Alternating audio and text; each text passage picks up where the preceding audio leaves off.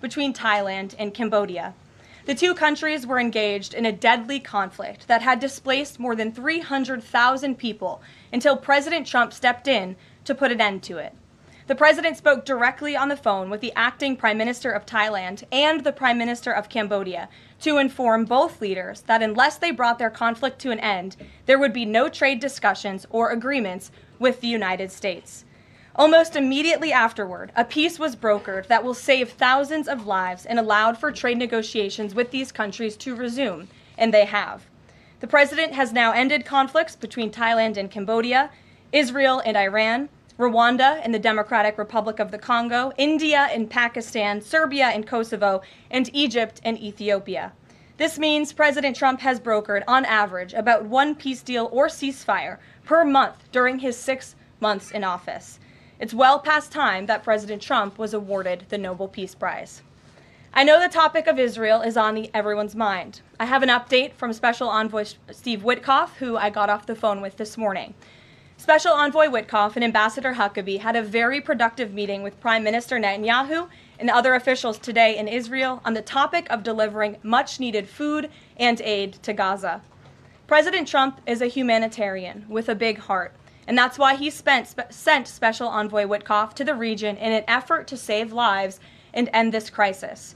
Tomorrow, Special Envoy Witkoff and Ambassador Huckabee will be traveling into Gaza to inspect the current distribution sites and secure a plan to deliver more food and meet with local Gazans to hear firsthand about this dire situation on the ground. The Special Envoy and the Ambassador will brief the President immediately after their visit to approve a final plan for food and aid distribution into the region, and we will provide more details for all of you once that plan is approved and agreed on by the President of the United States. On the trade front, the President secured a historic trade agreement with the European Union that puts America first and fundamentally strengthens the economic relationship between the two largest economies in the world. This deal delivers on two of President Trump's core promises on trade, supercharging America's manufacturing capacity and opening up foreign market access to American businesses. The deal guarantees that American businesses will have unprecedented levels of access to the European Union markets to export our American-made goods. Also, as part of this agreement, the EU will purchase $750 billion in U.S. energy to strengthen our energy dominance, reduce European reliance on adversarial sources, and narrow our trade deficit with the EU. The EU will also make new investments of $60 billion in the United States, in addition to the more than $100 billion the EU companies already invest in the U.S. every year. All of these massive purchases and investments will happen by the end of 2028. What we are watching is President Trump rebuilding the greatest economy in the history of the world and simultaneously proving the so-called economic experts wrong at every turn. Media pundits said a trade deal with the EU this monumental and beneficial to America would be impossible, but President Trump made it happen. The so-called economic experts repeatedly said that the American economy would be in a recession this summer. Well, summer is here. It's almost over. And that recession does not exist. Yesterday, in fact, real GDP growth in the second quarter increased at a 3.0% annual rate, significantly above expectations. President Trump's America First policies are driving economic growth, as he always said they would. And this growth is being driven by the private sector, not the government. Federal government spending fell for a second straight quarter, while real business fixed investment rose by nearly 2% following its first quarter surge. President Trump is right-sizing government spending, reversing the damage done by the Biden administration, and allowing the private sector to flourish. The same so-called experts claimed that President Trump's tariffs would spike inflation and hurt American consumers. But consumer spending growth just accelerated and inflation remains right on track. For the past 5 straight months, core inflation has come in below market expectation and remains in line with the Fed's 2% inflation target. Meanwhile, customs and tariff revenues have already totaled more than $150 billion since President Trump took office, leading to the first June budget surplus in nearly a decade. Those revenues will skyrocket even further starting tomorrow when new reciprocal tariff rates take effect. President Trump is restoring America's economic sovereignty by reducing our reliance on foreign countries, boosting investment in the U.S. to the tune of trillions of dollars, and creating hundreds of thousands of high-paying jobs for the American people. With America finally put first on trade and the largest middle-class tax cuts in history and other pro-growth provisions of the One Big Beautiful Bill beginning to take effect, the American economy will boom like never before over the course of the next 3.5 years, thanks to the president's vision. Finally, as you all know, the president signed an executive order earlier this year to solve the problem of exorbitant pharmaceutical pricing. According to recent data, the prices that Americans have been paying for brand name drugs are more than 3 times the price other similarly developed nations pay. The president is determined to solve this problem and took further action today. He has signed 17 letters to pharmaceutical companies' CEOs, and I would like to read you one of these letters to the CEO of Eli Lilly. All of these letters will be provided to you following this briefing. This is to the CEO of Eli Lilly from the President of the United States. On May 12, 2025, I signed an executive order delivering most favored nation prescription drug pricing to American patients to stop global freeloading and guarantee that Americans pay the same prices enjoyed by other developed nations. Right now, brand name drugs in the United States are up to 3 times higher on average than anywhere else for the identical medicines. This unacceptable burden on hardworking American families ends with my administration. Most proposals the Trump administration has received to resolve this critical issue promised more of the same, shifting blame and requesting policy changes that would result in billions of dollars in handouts to industry. Moving forward, the only thing I will accept from drug manufacturers is a commitment that provides American families immediate relief from the vastly inflated drug prices and an end to the free ride of American innovation by European and other developed nations. Accordingly, I'm calling on Eli Lilly and Company and every manufacturer doing business in our great country to take the following actions within the next 60 days. Extend the most favored nation pricing to Medicaid, guarantee most favored nation pricing for newly launched drugs, return increased revenues abroad to American patients and taxpayers, provide for direct purchasing at most favored nation pricing. The President's team, including Secretary Kennedy and Administrator Oz, stand ready to implement these terms. The President expects to further engage with them immediately in good faith to deliver relief for American families. Make no mistake, a collaborative effort towards achieving global pricing parity would be the most effective path for companies, the government, and American patients. But if you refuse to step up, we will deploy every tool in our arsenal to protect American families from continued abusive drug pricing practices. Americans are demanding lower drug prices, and they need them today. Other nations have been freeloading on U.S. innovation for far too long, and it is time they pay their fair share. I look forward to your binding commitments to each of these goals by September 29th, 2025, and my team stands ready to assist with implementation questions. Thank you for your immediate attention to this vital national priority. Signed, President Donald J. Trump. Again, to the CEO of Eli Lilly. This letter, in its form, has been designed for each of the 17 major drug and pharmaceutical companies in the United States, and we're happy to provide you the full list. And I believe you will see all 17 letters popping on Truth Social very shortly, so you can look out for those, and I'm happy to take any further questions. Before we get to questions, I do have one other announcement from the White House and from the President. We are proud to announce that the construction of the new White House ballroom will begin. For 150 years, presidents, administrations, and White House staff have longed for a large event space on the White House complex that can hold substantially more guests than currently allowed. President Trump has expressed his commitment to solving this problem on behalf of future administrations and the American people. The White House is one of the most beautiful and historic buildings in the world. Yet the White House is currently unable to host major functions, honoring world leaders in other countries without having to install a large and unsightly tent approximately 100 yards away from the main building's entrance. The White House State Ballroom will be a much-needed and exquisite addition of approximately 90,000 total square feet of innately designed and carefully crafted space with a seated capacity of 650 people, which is a significant increase from the 200-person seated capacity in the East Room of the White House.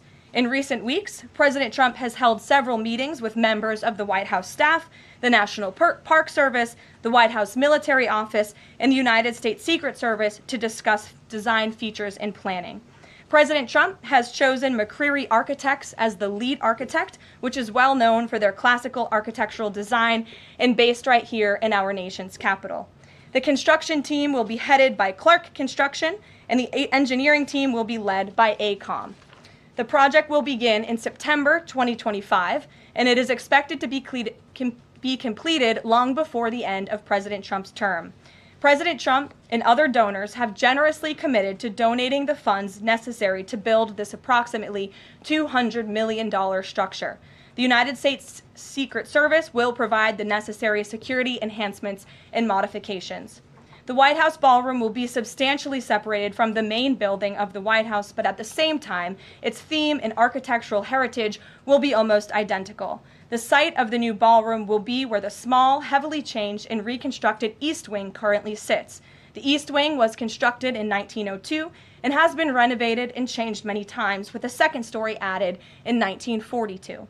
White House Chief of Staff Susie Wiles has provided the following statement. President Trump is a builder at heart and has an extraordinary eye for detail. The President and the Trump White House are fully committed to working with the appropriate organizations to preserve the special history of the White House while building a beautiful ballroom that can be enjoyed by future administrations and generations of Americans to come.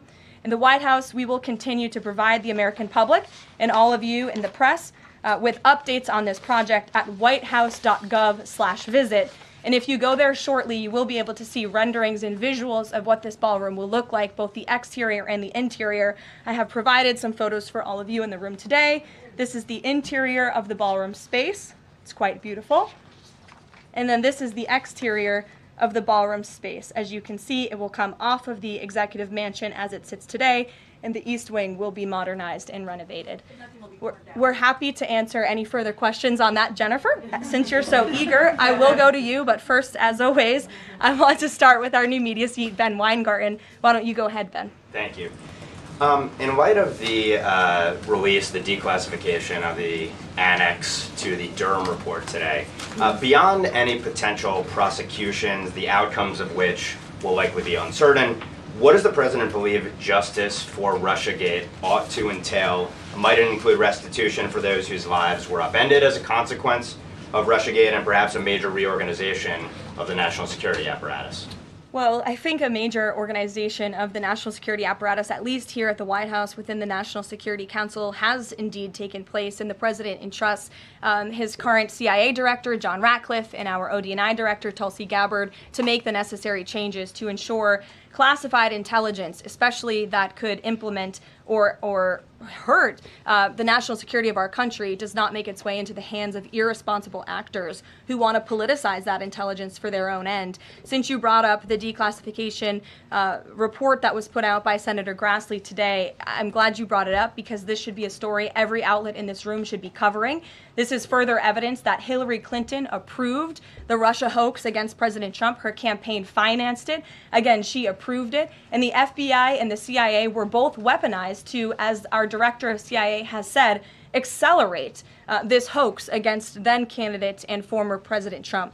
To answer the heart of your question, the President wants to see justice served, and he trusts the Attorney General and the Department of Justice to implement that justice and hold these people accountable. One more question, briefly, Sure. if I may, on a totally different topic. There's been legislation reintroduced in the House and Senate on designating the Muslim Brotherhood as a terrorist organization. The Muslim Brotherhood is considered by many to be the fountainhead of Sunni Islamic supremacism, from which Hamas and other groups have spawned, with a nexus to domestic organizations as well. Does the President support designating the Muslim Brotherhood as a terrorist organization? Frankly, I'm not sure, because I haven't talked to him, and I would never want to get ahead of the National Security Council on specific designations. It sounds like something this administration would support, but we can get a firm answer for you. How's that? Thank you. Thanks for being here. Jennifer, go ahead. Eager beaver today. How much of the East Wing will be torn down? The entire East Wing, or just parts of it? So the East Wing is going to be modernized. The necessary construction will take place, and for those who are housed in the East Wing, including the Office of the First Lady, the White House Military Office, the White House Visitors Offices, those offices will be temporarily relocated while the East Wing is being modernized. And then on Israel Gaza, there are some reports that negotiations with Hamas might not be continuing. Did you get any updates from Steve Witkoff on that? I did. Special Envoy Witkoff is actively talking with our counterparts in Israel about that, and he wants to give some grace to the president so he can fully brief the president on what he's learning on the ground in both Israel and Gaza. But the president put out a very strong statement on Truth Social this morning, which I'm sure you saw, and he said the quickest way to end this entire conflict, the humanitarian crisis that we've seen, and the crisis in Israel that of course started on October 7th when Hamas brutally kidnapped and raped innocent Israelis, that terrible terrorist attack, is for Hamas to surrender, to release all of the hostages, and to end this conflict. And that's what the president wants to see. He's made that very clear. But the special envoy will be in Gaza tomorrow, as I shared with you previously. Josh. Can you give us a little more clarity on the tariff timing? You said that the reciprocals will take effect tomorrow. Yes. Does that include the new auto rates, for instance, on Japan, Korea, the EU? Is this all coming effective tomorrow? So some of the countries you just mentioned, Japan, South Korea, they have bespoke trade deals that the president cut, which, just to backtrack for a second, Josh, we promised that the president would negotiate with countries all around the world to cut tailor-made trade deals depending on those countries' challenges, how badly they've ripped off the United States of America and our manufacturing industry and our workforce in the past. And he has done that. Of our 18 major trading partners, 2/3 of those trading partners have a deal. We've sent out 17 letters to countries around the world. And the rest of those countries that either do not have a deal or have a letter, they will be hearing from this administration by the midnight deadline tonight. So yes, tomorrow, August 1st, the reciprocal rates will be going into effect. If more deals are cut between now and midnight, I will never count out the president. You've seen him do it before. He cut 3 deals in one day very recently. So we'll see what happens. I do know foreign leaders are ringing his phone, realizing this deadline is a real thing for them tomorrow, and they're bringing offers to the table. We were reporting that the president wants to meet David Solomon of Goldman Sachs today. Can you say what they'll discuss, if anything, in that meeting? I won't discuss the president's private meetings from this podium, and it hasn't taken place yet unless he gives me liberty to do so. And finally, have you talked with the president about his position on the stock trading ban bill before Congress? He obviously had pretty loaded comments about Senator Hawley. There's some reporting that they've since spoken. What is his position on the current status of that bill? The president has spoken to Senator Hawley, who called him, and the president took that call. As the president said in the Roosevelt Room yesterday, conceptually, he of course supports the idea of ensuring that members of Congress and United States senators who are here for public service cannot enrich themselves. And the reason that this idea to put a ban on stock trading for members of Congress is even a thing is because of Nancy Pelosi. I mean, she is rightfully criticized because she makes, I think, $174,000 a year, yet she has a net worth of approximately $413 million. In 2024, Nancy Pelosi's stock portfolio, this was a fascinating statistic to me, grew 70% in 1 year in 2024, and her portfolio outperformed every single large hedge fund in that same year, and even more than doubled the returns of Warren Buffett's Berkshire Hathaway. So I think the president stands with the American people on this. He doesn't want to see people like Nancy Pelosi enriching themselves off of public service and ripping off their constituents in the process. As for the mechanics of the legislation and how it will move forward, the White House continues to be in discussions with our friends on Capitol Hill. Emily, in a new seat today. Thanks, Caroline. I wanted to ask about this report that the president wants to host a G20 meeting at Trump Durrell. How is he going to do that, considering all the preparations that have been going on in South Africa? And also, would that be seen as his businesses possibly profiting from hosting this kind of meeting? I would reject that premise entirely. We have announcements and details forthcoming on the G20, but my understanding is no firm announcement is ready to be made at this time. I did see the report, but we're not in a place to confirm it just yet. Michelle?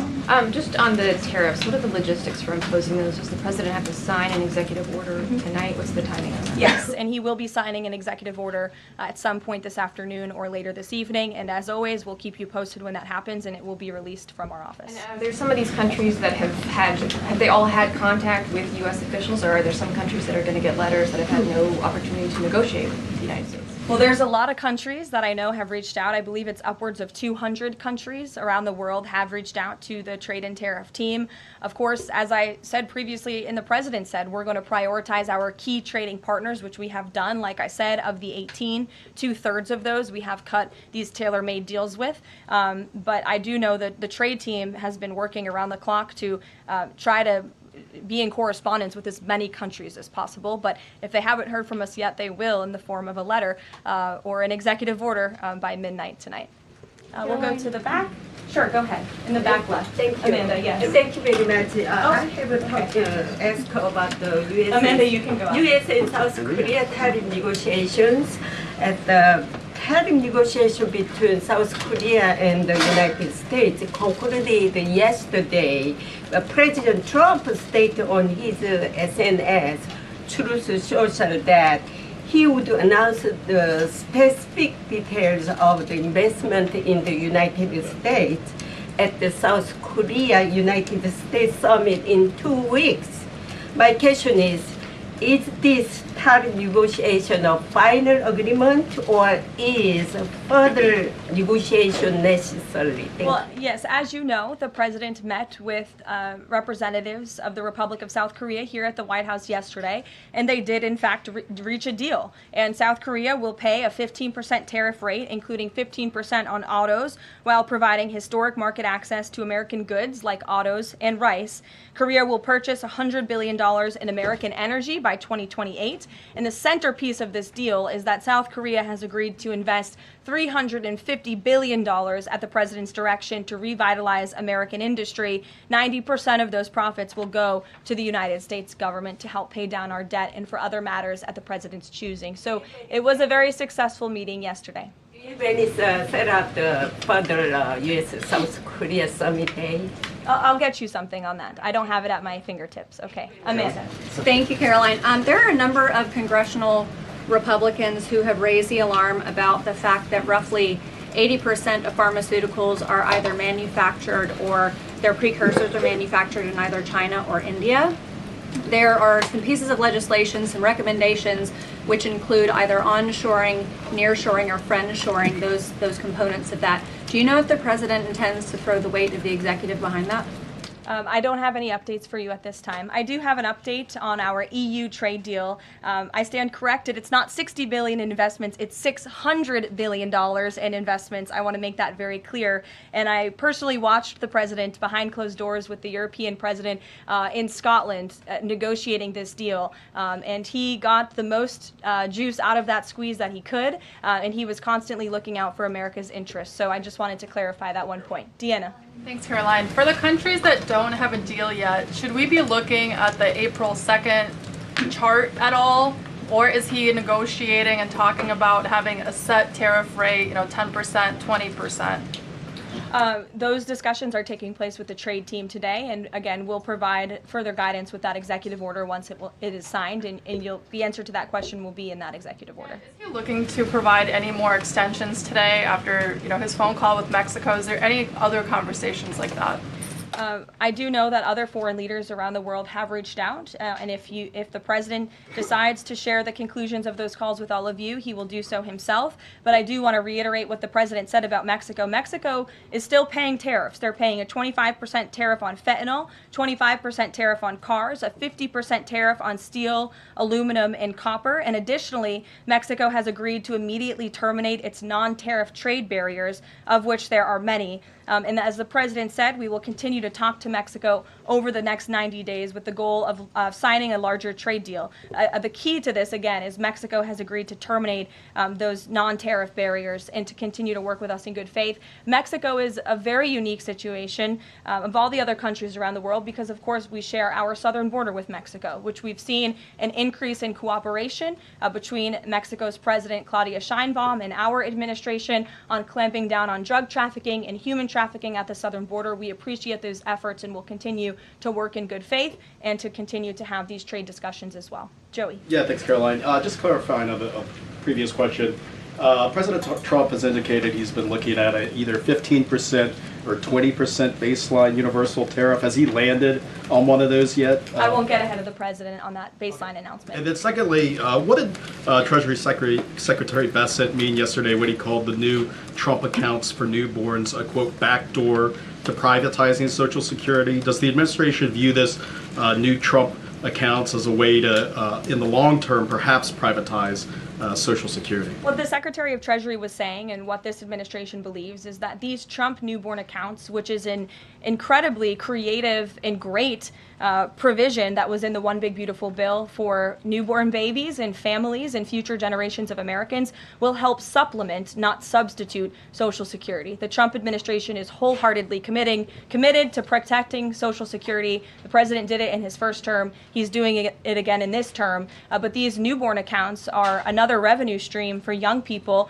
to watch their money grow throughout their lives and to one day be able to access those funds so they can hopefully build a home and live the American dream. Jake. Just one follow-up on tariffs and then one not. Is the president at all considering extending the August 12th China deadline at all? Is that in consideration? So look, on China, you heard from the president on Air Force One when we were returning from Scotland. You've heard from the Treasury Secretary as well, Ambassador Jameson Greer. They just spent 2 days in Geneva for their third round of talks with China. And the current policy, the current trade program that we have going with China right now, as it stands, will decrease our deficit by $5 billion this year. So we are moving in the right direction when it comes to China. And Secretary Bessent and Ambassador Greer continue to be in direct communication with our Chinese counterparts. But is the deadline, is it an extension on the table potentially from that August 12th deadline as it stands? I don't think so, but I'll let the Secretary of Treasury speak on that because he's leading these negotiations. Reagan, go ahead. Thanks, Caroline. There's growing frustration that more of Trump's nominees haven't been confirmed. Why does the president think Senate Republicans are so behind, and has he had any further conversations with Leader Thune about it? The president has had many conversations with his friends in the United States Senate about advancing his nominees, his judicial nominees through this process. It is critical that we get these good attorneys in these positions so that we can end the weaponization of justice, so we can have true law and order in our country. It's unfortunate the Democrats are playing political games, but the president has made it clear to Senate Republicans they need to do everything in their power to advance the president's nominees as well. Kelly, go ahead. Caroline, thank you. Two questions real quickly. Sure. Nigeria. Congressman Chris Smith, Republican from New Jersey, is calling upon the President of the United States to do something in terms of imposing perhaps sanctions on Nigeria for the persecution of Christians living in the northern part of Nigeria by radical Islamic groups. Has he contacted the President yet? And do you know if there's any action that the President will take? I'm not tracking a call between the president and the head of Nigeria. I know the president wholeheartedly condemns the persecution of Christians or, frankly, of people of any faith all over the world, but I don't have any updates for you in terms of sanctions in this part of the world. My second question, Caroline, deals with immigration here in America. As you know, a lot of deportation has been going on. ICE has been going after violent criminals that are here illegally, and rightly so. In the midst of that, there are some evangelical pastors who are stating that it may have gone to a point of being indiscriminate and actually getting innocent people, like members of the clergy.